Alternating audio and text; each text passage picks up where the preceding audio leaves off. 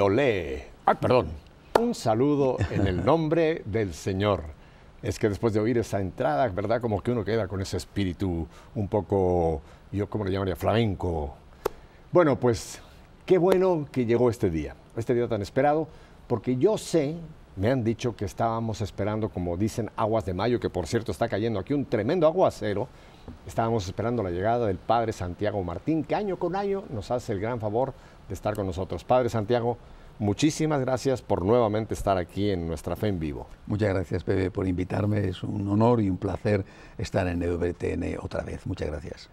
Bueno, pues ustedes saben que si no nos ponemos en manos del Señor, mejor apagamos la luz y nos vamos a otra cosa, ¿verdad? Así que vamos a ponernos en manos del Señor, pero a través de una invocación a nuestra Santa Madre María que el Padre Santiago nos va a llevar. Una oración antigua. Una oración el antigua, acordaos, el Padre. acordaos. Además, estamos en el mes de mayo, que es el mes de la Virgen, es un momento especialmente indicado para ello. Acordaos, oh piadosísima Virgen María, que jamás se ha oído decir que ninguno que haya acudido a vos, implorando vuestra asistencia y reclamando vuestro socorro, haya sido abandonado de vuestra protección. Animado con esta confianza, a vos también acudo, oh Madre, Virgen de las Vírgenes, y aunque gimiendo bajo el peso de mis pecados, me atrevo a comparecer ante vuestra presencia soberana. No desechéis, oh Madre de Dios, mis humildes súplicas, antes bien, escuchadlas y acogedlas favorablemente. Amén. Amén. Padre, muchísimas gracias por habernos llevado en esta oración, que es una oración de contenido muy antigua, una oración que tiene muchísimo tiempo en la Iglesia y que para muchos está como empolvada. Y que seguramente la han rezado muchos santos. Exacto. Y ahora le estamos rezando a algunos santos que todavía no llegamos a los altares, pero que... Bueno, queremos serlo, aunque somos pecadores, ¿verdad? Por eso dice la oración, a pesar de mis pecados, acordaos de mí, Madre. Padre, pues muchas gracias por estar con nosotros. Yo sé que aparte de estar aquí en Nuestra Fe en Vivo, está usted aquí para producir una nueva serie que tendremos en un futuro no muy lejano.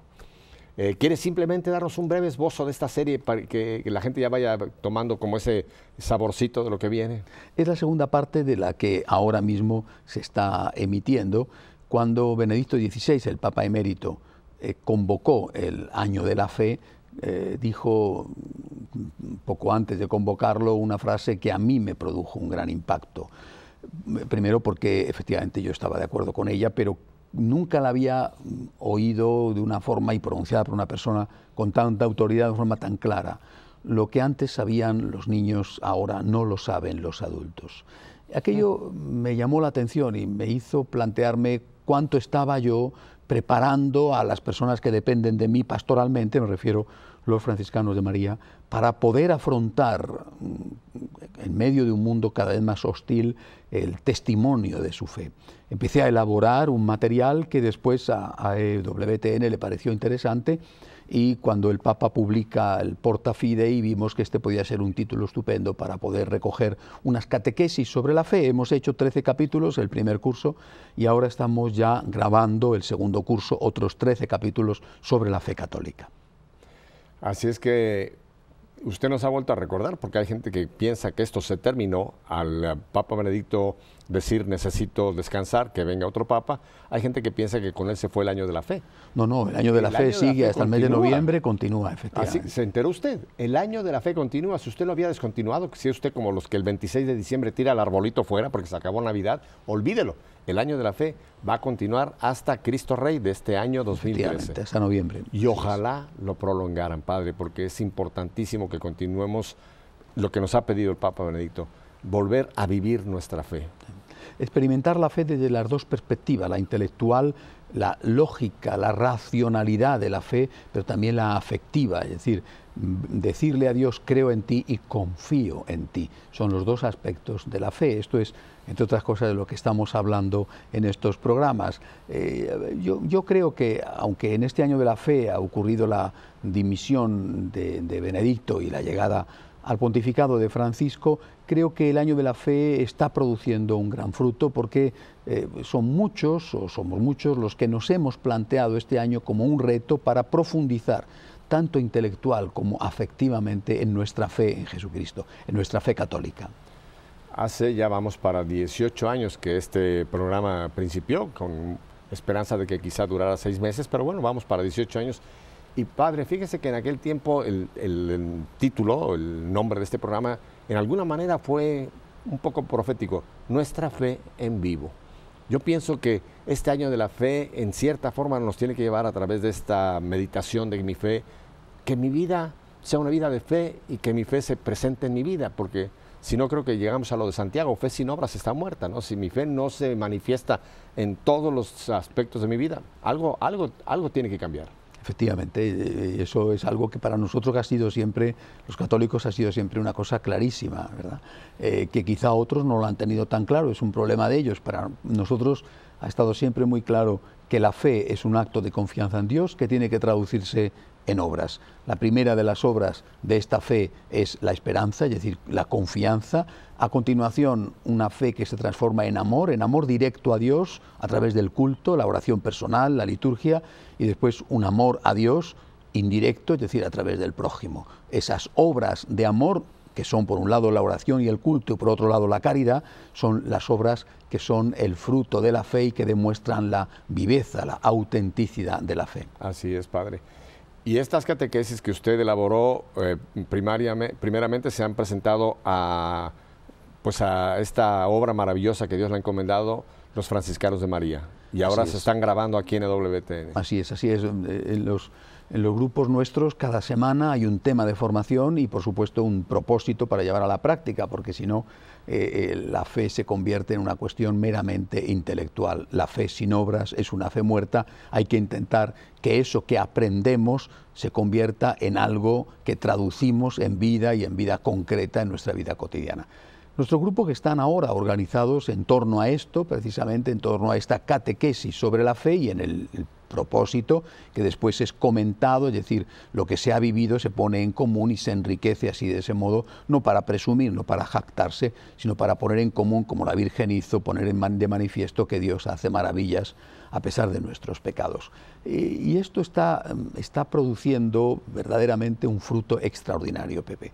Nosotros empezamos el año de la fe, te lo puedo decir con números, empezamos el año de la fe y estábamos en ese momento, me refiero, el año de la fe, lo hemos empezado nosotros por lo menos en el mes de septiembre del año pasado, del año 2012, estábamos en ese momento en torno a las 320, 340 comunidades en los 36 países donde estamos.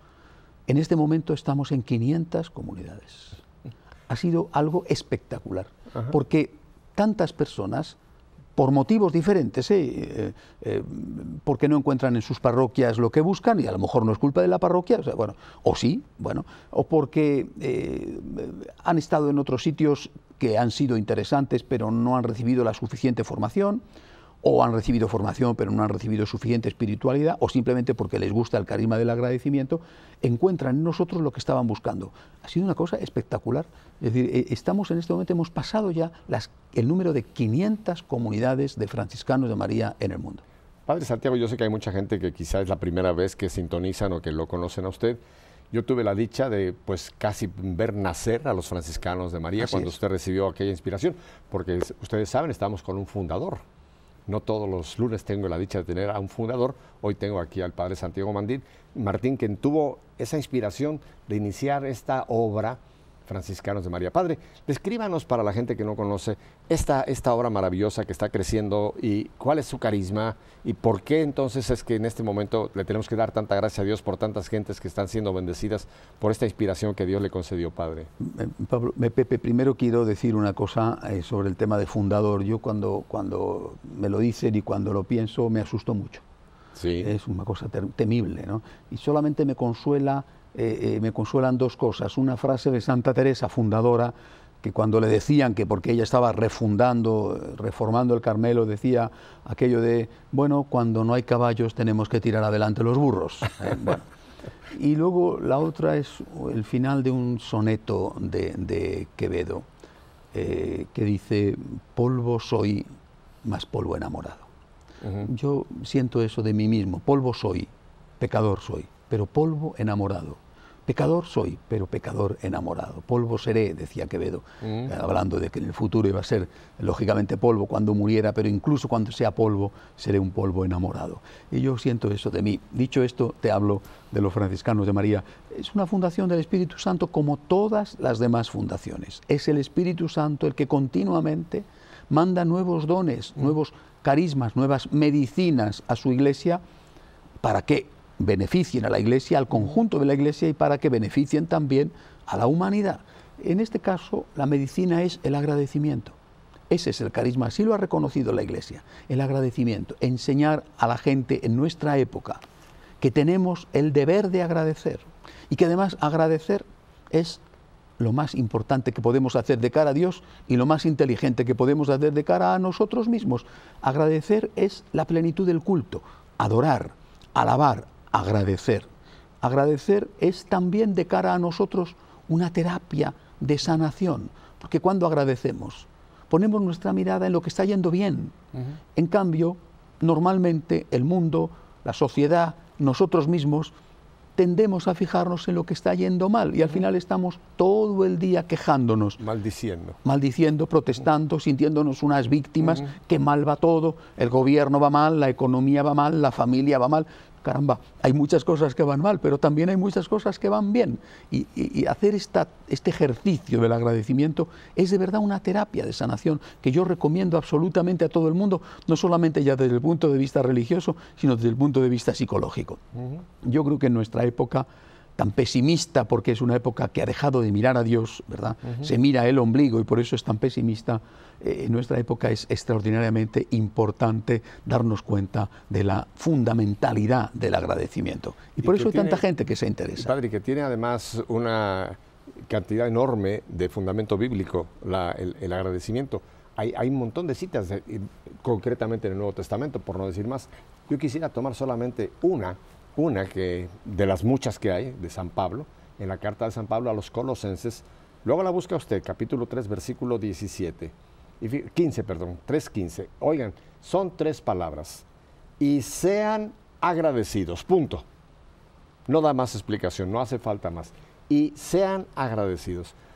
Qué gran verdad, Padre, porque la mayoría de los seres humanos, y creo que incluso los que queremos vivir de acuerdo a la fe, a veces somos muy malagradecidos. Y sin darnos cuenta. Sin darnos cuenta, porque el mundo, usted ya lo dijo, el mundo nos va presionando en este sentido de pesimismo, de egoísmo, de querer lo nuestro, y perdemos esa dimensión tan importantísima que, como usted lo dijo, es una terapia, el ser agradecidos. Sí, hay esa frase de Goethe, el gran poeta alemán, que dice lo de que cuando te encuentras con alguien, si te debe un favor, lo recuerdas inmediatamente, pero si se lo debes tú a él, seguramente lo olvidas. Hay en la sabiduría popular, una otra serie, le voy a mencionar 2 también. Bueno, usted que conoce muy bien de los refranes famosos, mi abuelo decía, no hay refrán perdido. Qué gran verdad. Es de bien nacido ser agradecido. Hasta rima hace, ¿verdad? Es de bien nacido ser agradecido. Y el gran Cervantes decía, el agradecimiento que solo consiste en el deseo es cosa muerta, como está muerta la fe sin obras. ¿Qué le parece, padre? Me parece magnífico. No era miembro de los Cervantes glosando. No era miembro de los franciscanos de María. No habíamos nacido todavía. Glosando Cervantes al apóstol Santiago el Menor, el autor de la carta, ¿no? La fe sin obras es una fe muerta. Pero es una tarea, Pepe, es una tarea difícil, porque no es natural en el hombre el agradecimiento. El agradecimiento, lo que es natural en el hombre es la petición. Y yo pensaba esto antes y ahora me doy cuenta de que tampoco la petición es natural en el hombre. Lo que es natural en el hombre, por lo menos en el hombre contemporáneo, es la exigencia. Porque ni siquiera la petición la hacemos. Es decir, nosotros no pedimos, exigimos.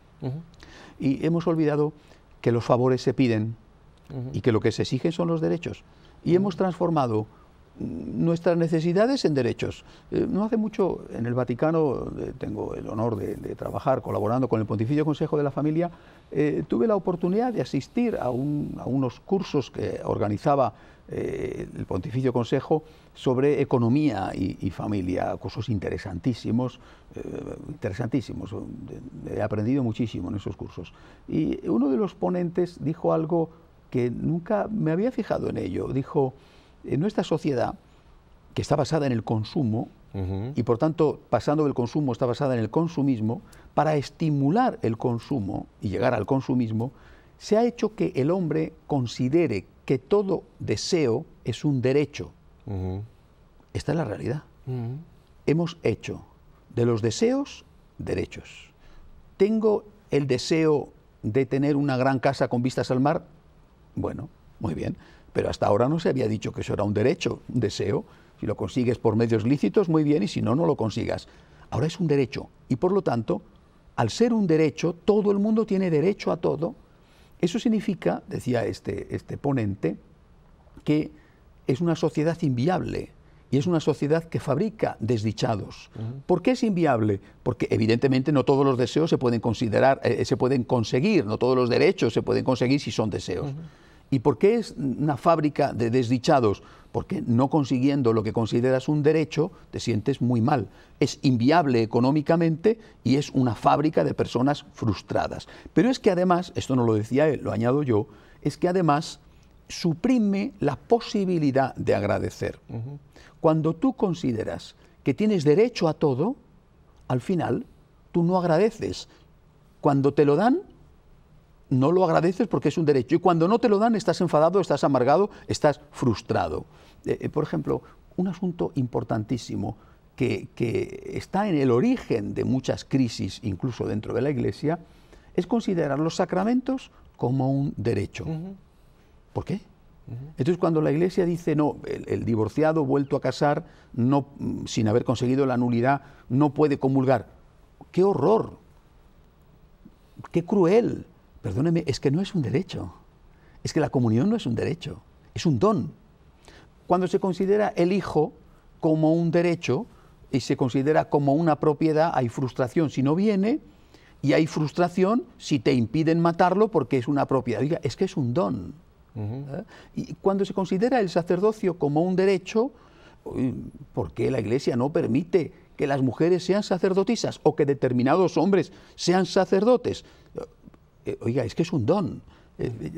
Habiendo perdido el concepto de don, habiendo transformado todo deseo en derecho, hemos cortado al hombre la posibilidad de agradecer y esto crea una enorme frustración. Padre, se me ocurre uno que usted esbozó ahí que me parece que es terrible, que es el aborto. El día que hoy día tantos millones y millones consideran que ellas tienen derecho a su cuerpo y que su cuerpo es de ellas y que por lo tanto una vida humana que la pueden desechar como si fuera una basura que se puede tirar. ¿Qué tragedia tan tremenda es esta misma? Es una tragedia, el aborto de una forma especial. Ha habido más víctimas de aborto, desde que se aprueba la famosa ley en Estados Unidos y se copia después al resto del mundo, ha habido más víctimas de aborto que en todas las guerras que han tenido lugar en la humanidad, en toda su historia. Es decir, esto hay que decirlo porque es verdaderamente una gran tragedia. Y también tragedia para las madres que abortan, que quedan heridas profundísimamente y a veces no se recuperan nunca. ¿Sabe usted en este país, en esta hora que estamos usted y yo aquí, cuántas vidas han sido cegadas? 3,000. Fíjese. Y eso lo decimos alegremente. Pero si en este momento hubiera habido una catástrofe, un edificio que hubiera caído, algo que hubieran sido 3,000 muertas, todos los noticieros del mundo estarían llevando la noticia. Sin embargo, es una matanza silenciosa a la cual nos hemos acostumbrado y muchas veces pensamos que es un derecho ya el desechar lo que no queremos. Bueno, hasta tal punto de que ha sido considerado derecho. Sí, por eso. Y eso, repito, es un problema que abarca y afecta a otros ámbitos. Y eso hace que este hombre endiosado, este hombre ensoberbecido, sea un hombre que no da las gracias por nada. Recuerdo que hace años, estando con un importante psicólogo y psiquiatra español, hablando con él, le decía, vivimos en un mundo adolescente.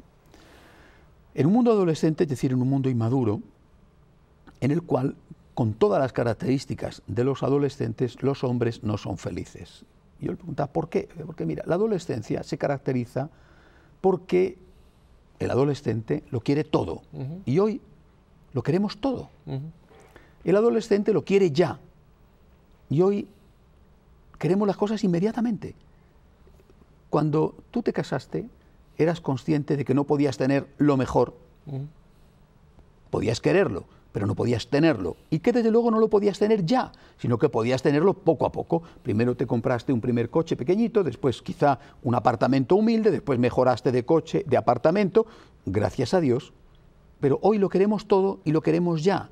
Y la tercera característica, que me pareció muy interesante, decía: el adolescente cree que no le debe nada a nadie. Una característica de la adolescencia es la ingratitud. Una persona madura sabe, una persona adulta sabe que nunca va a llegar a tener todo y por tanto aprovecha lo que tiene, sabe que lo tiene que conseguir poco a poco y a base de esfuerzo, y sabe que tiene una enorme deuda con muchísima gente, y si tiene fe, desde luego, empezando por Dios, y si no, sus papás, las personas que le han ayudado en tantos momentos decisivos de su vida, su compañero, compañera de vida, su esposo, su esposa. Hoy la gente no agradece. Es un mundo adolescente que lo quiere todo, que lo quiere ya y que piensa que no le debe nada a nadie. Todo es un derecho.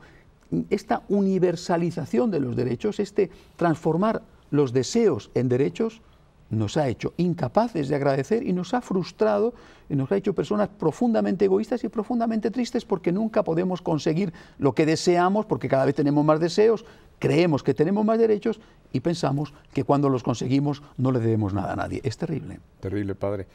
Yo tengo 3 hijos varones que trabajan en trabajos seculares, y a veces platicando los domingos me dice: papá, tú no conoces el mundo.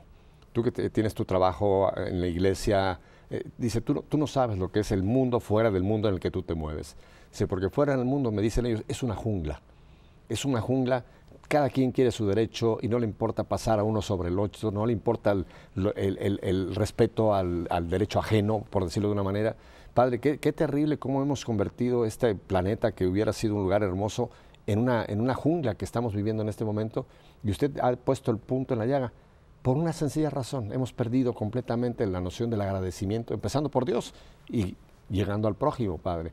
Entonces, el carisma propiamente de esta fundación es el agradecimiento. Así es, enseñar, en primer lugar, a agradecer, y después enseñar a los que vienen a agradecer, y después que estas personas se conviertan en misioneros del agradecimiento. Pero el agradecimiento tiene una perspectiva también, y es la de la defensa de los derechos de Dios. Nosotros defendemos los derechos de Dios. Es decir, le decimos a cada persona y a la sociedad: Dios tiene derechos. Tú estás pensando que tienes derechos que no son auténticos derechos. ¿Sabes quién tiene derechos? Dios. Claro. Y tú estás olvidando tus deberes. Estás cayendo en una hipertrofia de los derechos y en una atrofia de los deberes. Dios sí que tiene derechos y tú tienes deberes para con Dios. El deber, por ejemplo, del respeto, el deber de la obediencia a Dios y el deber del agradecimiento, que es la plenitud de tus deberes para con Dios y de los derechos de Dios sobre ti. Esto es lo que nosotros intentamos hacer. La sorpresa, Pepe, la sorpresa mía, para mí, es que yo pensaba que esto no le iba a interesar a casi nadie, y desde luego hay mucha gente a la que no le interesa. Pero la sorpresa es que sí que le interesa a la gente, y que hay muchísimos que se dan cuenta de que agradecer les hace bien, de que les sana, y que desde luego es cumplir el primero de los deberes para con Dios. Hay mucha gente interesada en aprender a agradecer. Quizá después no hay tantos interesados en perseverar, porque evidentemente esto requiere un esfuerzo, un sacrificio, un aprendizaje. No es instintivo. Como he dicho antes, lo instintivo es pedir, y más que aún pedir es exigir. Hay mucha gente interesada en el agradecimiento, que hay que decirles: tienes que perseverar, porque esto no se aprende de un día para otro, no se produce esta metanoia, este cambio, esta conversión de un momento a otro. Hay que perseverar, pero sí que hay mucha gente interesada verdaderamente en aprender a agradecer. Padre, es que me pongo a pensar en esto que usted menciona. Simplemente yo creo que cada mañana, cuando abrimos los ojos, ahí mismo ya hay el primer instante de agradecimiento, un día más de vida. Padre, la vida no la podemos comprar. Así es. La vida es un regalo de Dios. Así es. Porque la vida no es un producto como algunos científicos pretenden, que fue algo espontáneo que sucedió de la nada. No, no. La vida es un regalo de Dios, esta vida que poseemos, el alma que poseemos. Dios nos dio este regalo. Y qué poco agradecemos, Padre, cada vez que abrimos los ojos, es decir, un día más que el Señor me ha permitido estar en este mundo. Se lo digo porque usted sabe muy bien que yo pasé por un momento, hace casi 5 años, donde yo médicamente paró mi vida. Y tomé desde entonces una muchísimo más grande apreciación a cada instante de vida. Y se lo digo a la gente: usted no tiene comprado un minuto más de vida. No puede ir a ningún supermercado ni a ningún banco a asegurar que usted va a estar mañana en este mundo. Es un regalo de Dios. y no aprovechamos, Padre, este minuto, esta hora, este día, este momento, que es un don de Dios, ¿verdad? Si empezáramos por aprovechar cada minuto y darle gracias a Dios, creo que empezaríamos a caminar en esta terapia, Padre. Así es, así es, así es. Que para nosotros los creyentes esto debería de ser algo natural, por desgracia ni siquiera para nosotros es natural. Pepe, hay un momento en la vida de Jesús en que esto se pone de manifiesto de una forma dolorosa para el Señor. El milagro de la curación de los 10 leprosos, Sí. que solo uno volvió a dar gracias. Y Jesús, con gran tristeza, le dijo a este, los otros 9, ¿dónde están? ¿No han quedado curados también? Incluso cuando recibimos los dones de Dios, aquellos que tenemos fe y que tocamos con las manos el amor de Dios, que lo experimentamos como aquellos leprosos que quedaron curados, que no es una cuestión única de fe, es que estaba enfermo y estoy curado. Incluso nosotros nos acercamos a Dios a pedir o a exigir y nos acercamos muy poco a agradecer. Esto es una tragedia, ¿eh? Para Dios, por supuesto, injustamente tratado, pero también para nosotros porque nos perdemos lo mejor de la vida.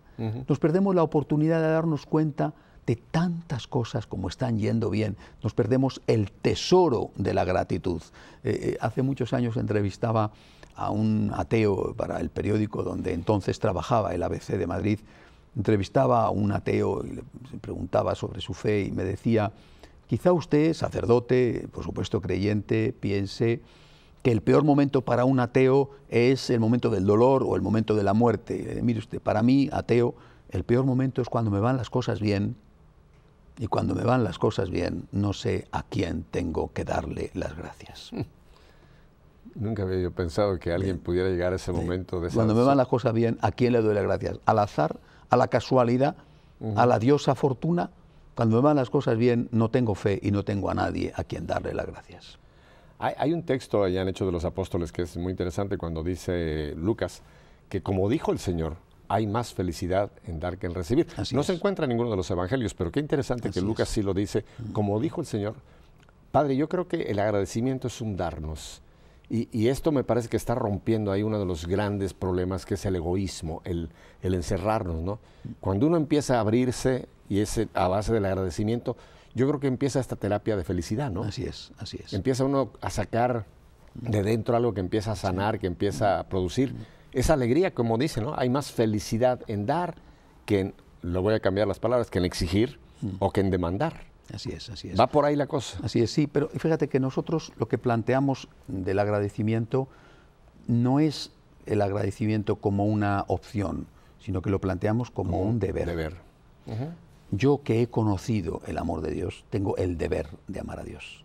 Y yo que he conocido el amor de mis papás, tengo el deber de amar a mis papás. El agradecimiento podrá ser una cuestión optativa en algún caso. Con respecto a Dios, desde luego, con respecto a muchas personas, el agradecimiento es una obligación. Interesantísimo este punto. Espero que le esté calando y yo creo que todos en algún momento nos tenemos que hacer esta meditación. ¿En qué club estoy? ¿En los 9 o en el que volvió? Y yo creo que todos nos encontramos en alguno de esos 10, o el que volvió, el agradecido, o en los 9 mal agradecidos. Vuelvo con ustedes y el Padre Santiago en un minuto. Importantísimo lo que estamos hablando, ¿verdad? Aún hay más. Volvemos enseguida.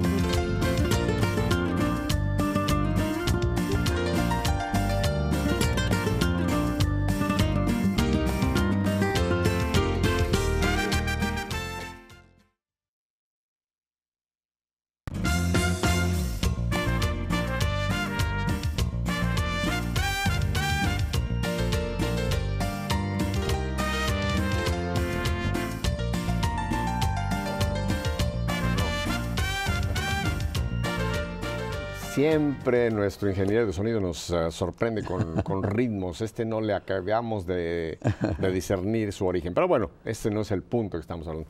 Padre, hablando de dar gracias, Ahora recién estoy volviendo de España, que tanto queremos España.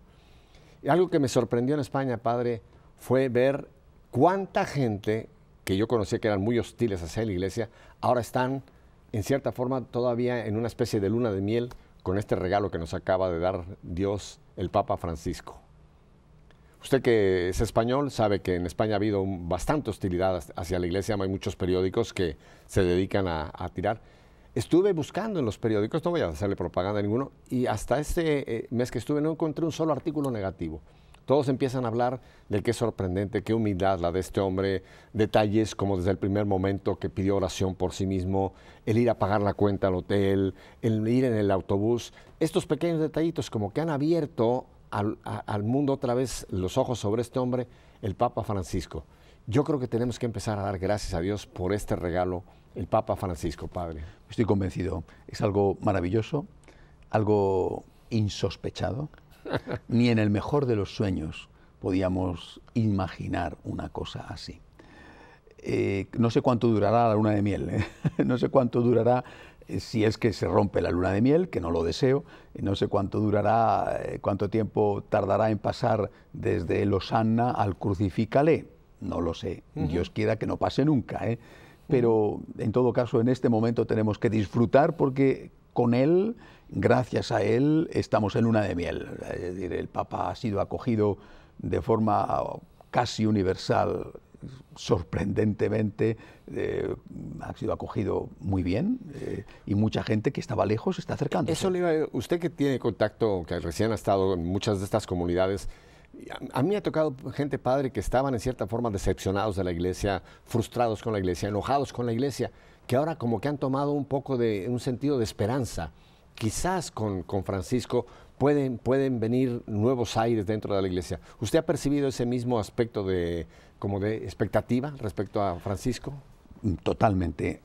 Quizá ahí es donde viene mi temor.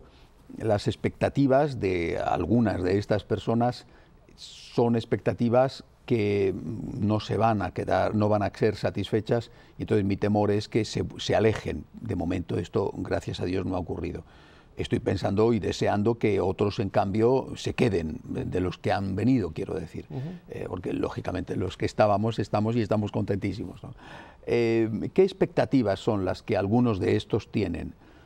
Se escucha decir en la voz popular y también escrito en los medios de comunicación que el Papa Francisco va a traer muchísimos cambios, y se escucha decir que el Papa Francisco va a suprimir la obligatoriedad del celibato, va a traer el sacerdocio femenino, va a permitir la comunión a los divorciados.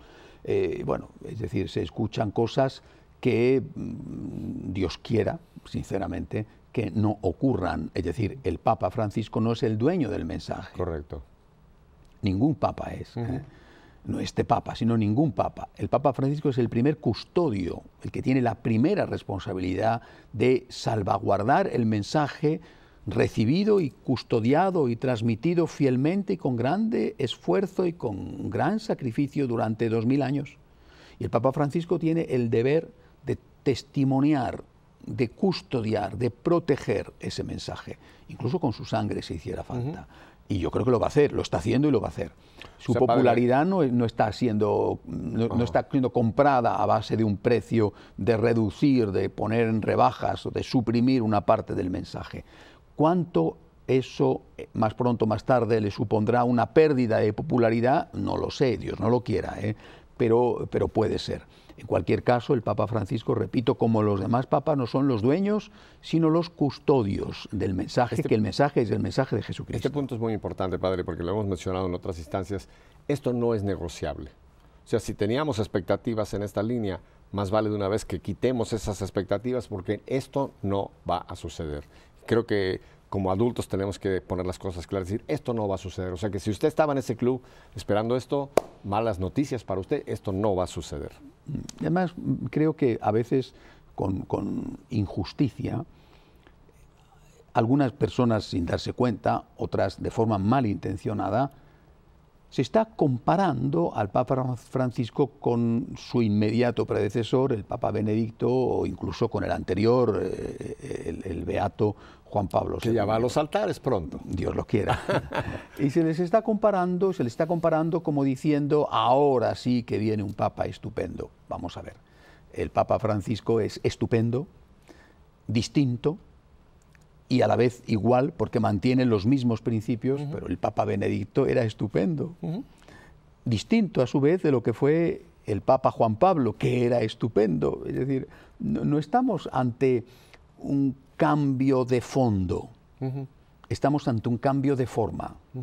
Pero esta forma encantadora, atractiva, es la forma de ahora, por eso el Espíritu Santo le ha puesto ahora, pero oiga, la forma anterior también era encantadora y atractiva, era distinta, y la anterior era encantadora y atractiva, era distinta.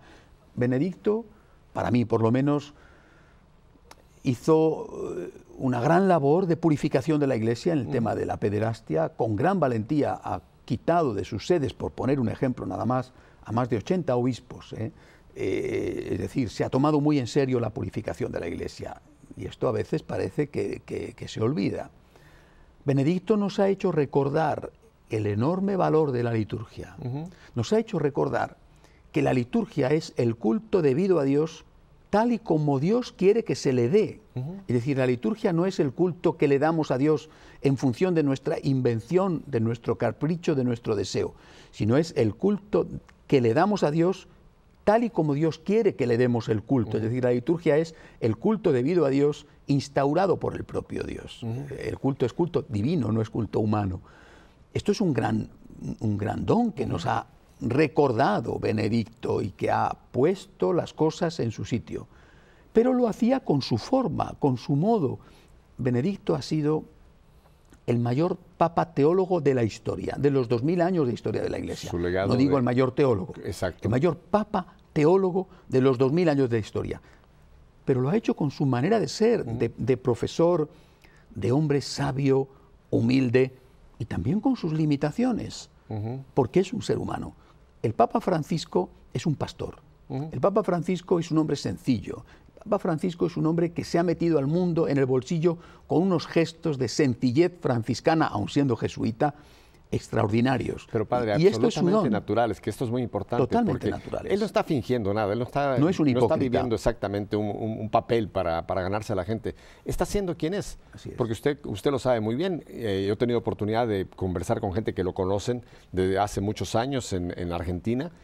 Es el mismo, o sea, Francisco ahora es el mismo Bergoglio, que andaba en autobuses, que lo conocía a todo el mundo, que saludaba a todo el mundo, que iba a las casas. O sea, está viviendo su misma fe como la vivía antiguamente como arzobispo de Buenos Aires, hoy día como vicario de Cristo. No está fingiendo nada. Mira, Pepe, yo he tenido el honor y la suerte de estar varias veces con el cardenal Bergoglio. En este momento todavía ninguna vez con el Papa Francisco. Estoy seguro de que si algún día Dios me da el honor de estar con el Papa Francisco, experimentaré lo mismo que experimenté con el cardenal Bergoglio. Cuando estuve con él en Madrid o cuando he estado con él en Buenos Aires, he experimentado la cercanía de alguien con una cortesía exquisita y de alguien de fe. Es decir, una persona que te trata como si fueras el único que existe en el mundo, y esto es una cosa que te impresiona, pero a la vez es un hombre profundamente religioso, que se despide de ti siempre diciéndote, por favor, reza por mí. Cuando una persona te pide que reces por él, es que esa persona tiene fe porque cree en la oración. Y estoy seguro de que si algún día Dios me concede el honor de poder estar con el Papa Francisco, experimentaré lo mismo que experimenté en Madrid o en Buenos Aires cuando estuve con él. Es alguien de fe y es alguien que de verdad es sencillo y humilde. Leía yo, viniendo para acá, padre, un pequeño artículo de un jesuita argentino, que el Papa, eran amigos de siempre tenía, el día del cumpleaños de este compañero jesuita de él, lo llamaba por teléfono para felicitarlo. Bueno, se lleva la gran sorpresa hace unos días, que era el cumpleaños de este sacerdote, y le vienen a avisar que le llama al Papa.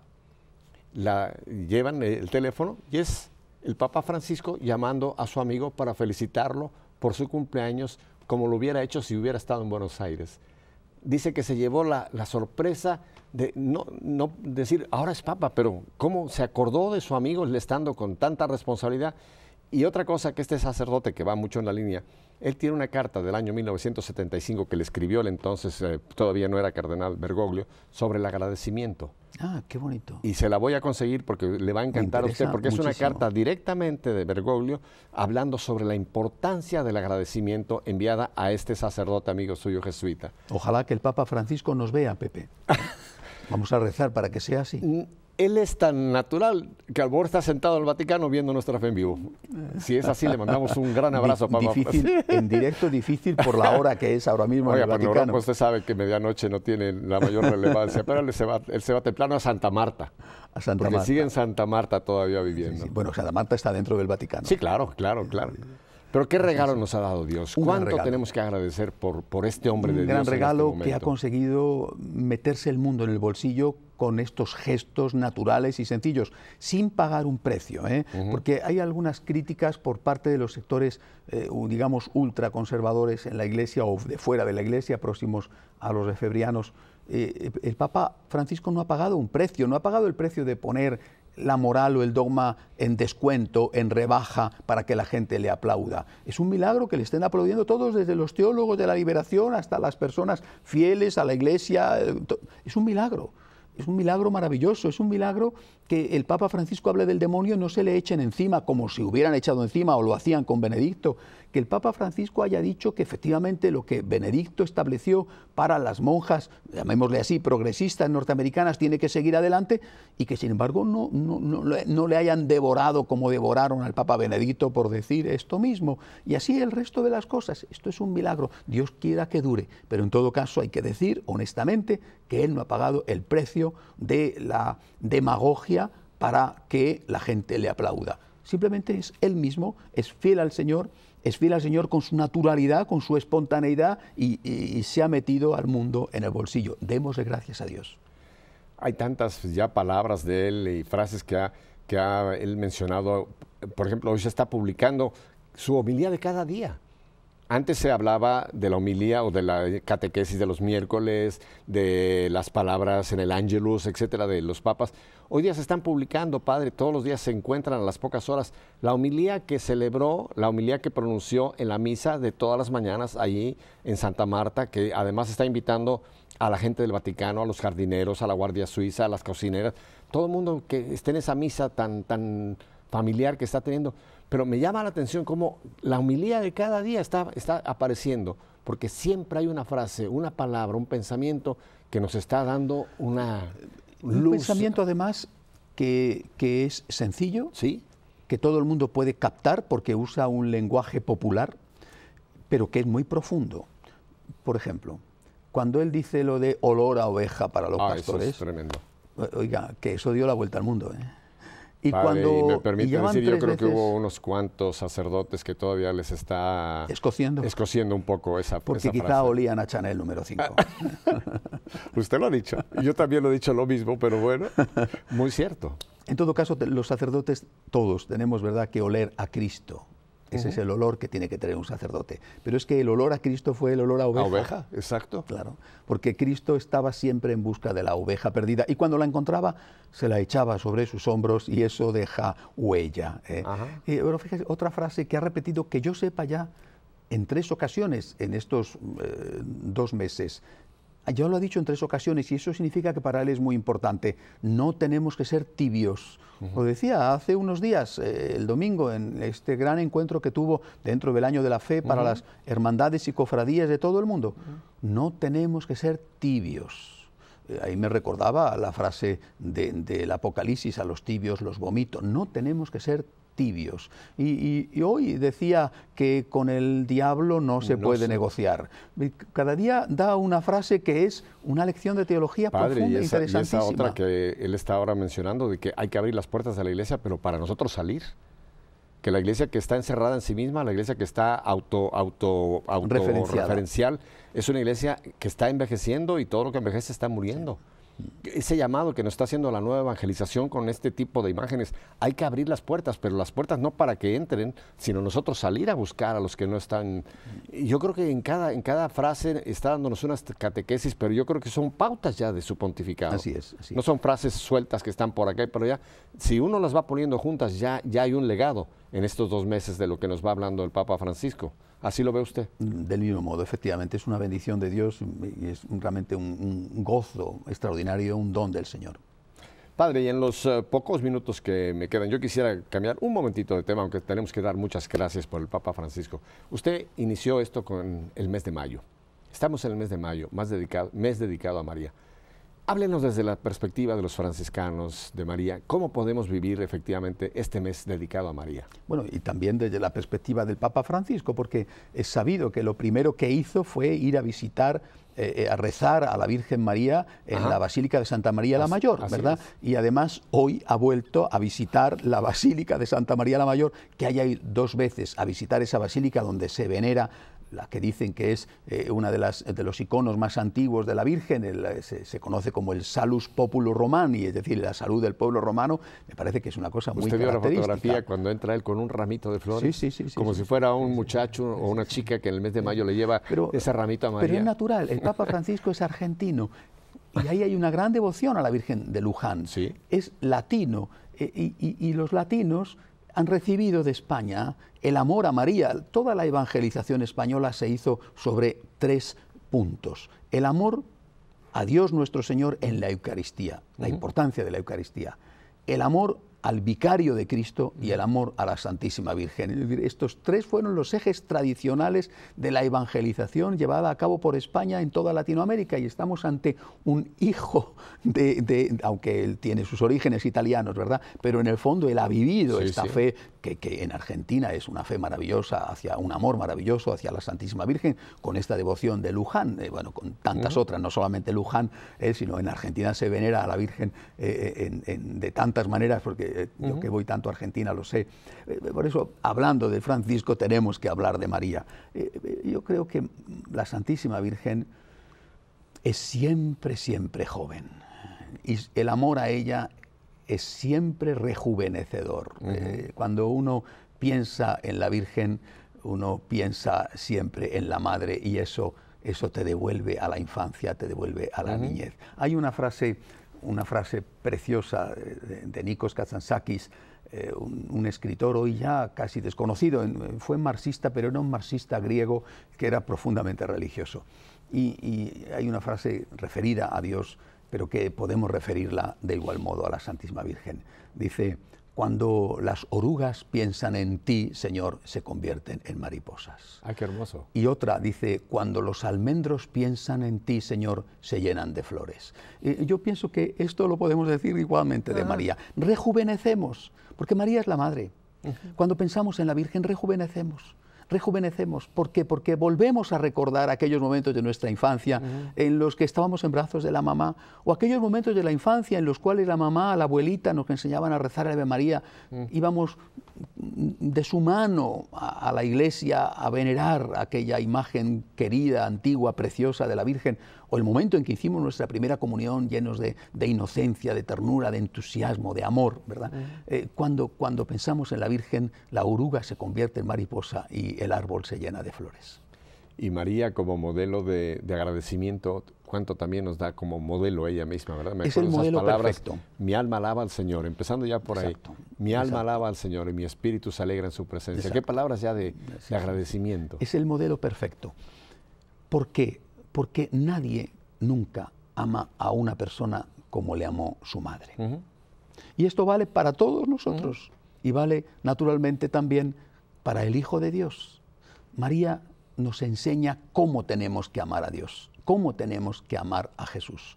Por eso es el modelo perfecto, el modelo de agradecimiento, el modelo de amor perfecto. También es el modelo de fe, por supuesto, también es el modelo de esperanza, pero en este caso es el modelo del agradecimiento entendido, el agradecimiento como la plenitud del amor a Dios, la adoración, la alabanza, el agradecimiento. María nos enseña qué tenemos que hacer, por eso para nosotros, franciscanos de María, María es la clave. Nosotros queremos amar a Dios, queremos amar a Cristo, somos cristianos, pero queremos amar a Dios y queremos amar a Cristo como le amó María, porque estamos convencidos de que ella, como nadie, nos enseña en qué consiste, en qué debe de consistir el amor a Dios. Padre, y en este mes de María, háblenos un poquito cuál debe ser la verdadera devoción, porque creo que fácilmente podemos a veces desviarnos aún en el culto a María, aunque tenemos ese maravilloso documento, el culto a María, pero oriéntenos un poquito, ¿cuál debe ser el culto correcto a la Virgen? Que ni ni que seamos mariólatras, ni que tampoco seamos mariófobos. ¿Cuál es el balance? Yo soy muy partidario de las devociones populares.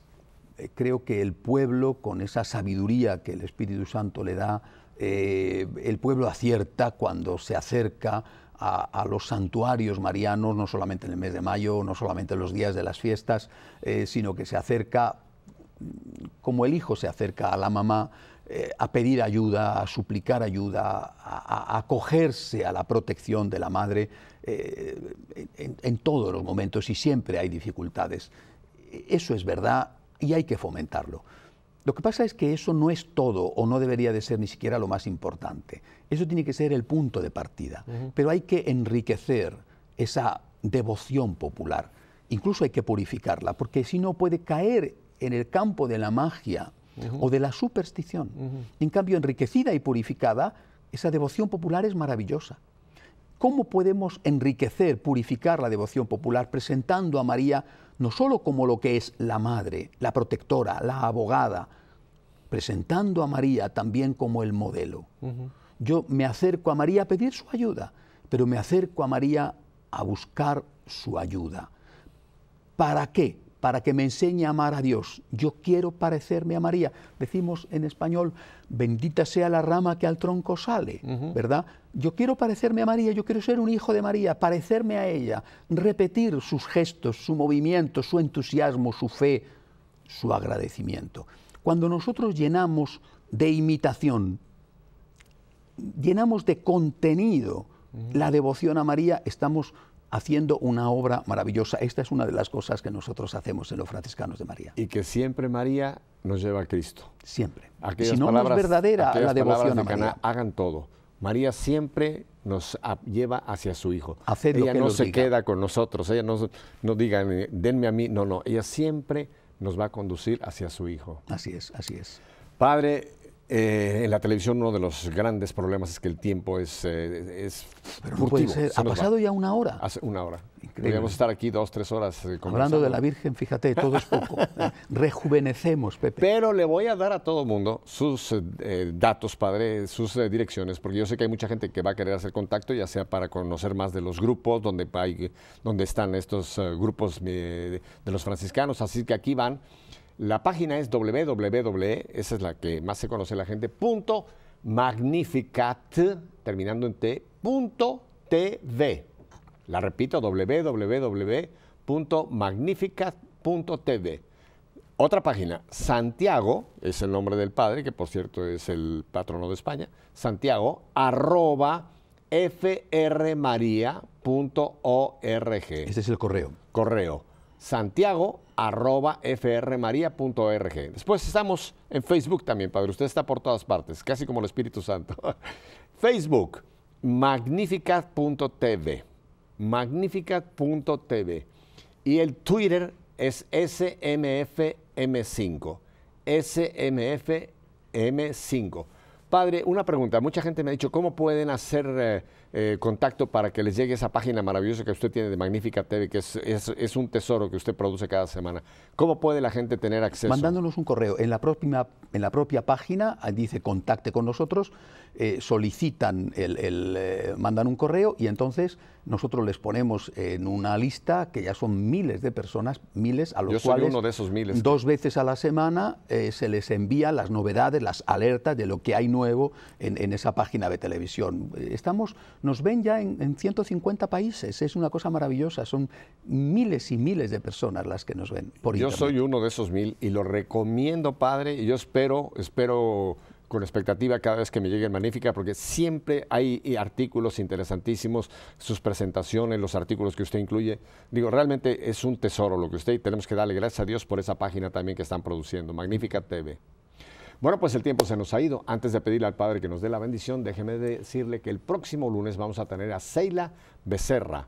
Ella viene de Vida de Misericordia, un gran movimiento en favor de la provida, y van a oír ustedes un tremendo testimonio en favor de la vida. Así que el próximo lunes, Seila Becerra. Padre, no le digo adiós, a usted nunca jamás le voy a decir adiós, sino hasta la próxima, porque espero tenerlo allá por el mes de octubre, no sé, por algún tiempo, por ahí volveremos a tenerlo nuevamente por aquí en Nuestra Fe en Vivo. Pero mientras tanto, ¿nos quiere usted hacer el favor de dar la bendición? Claro que sí, especialmente en este mes de la Virgen María nos encomendamos a ella le pedimos que nos bendiga y que nos proteja, y yo les doy la bendición a todos, sobre todo a los que están sufriendo, en el nombre del Padre, del Hijo y del Espíritu Santo. Ave María Purísima, sin pecado concebida, Virgen de Guadalupe, ruega por nosotros. Hasta la próxima semana, si Dios nos concede una semana más de vida. Hasta entonces.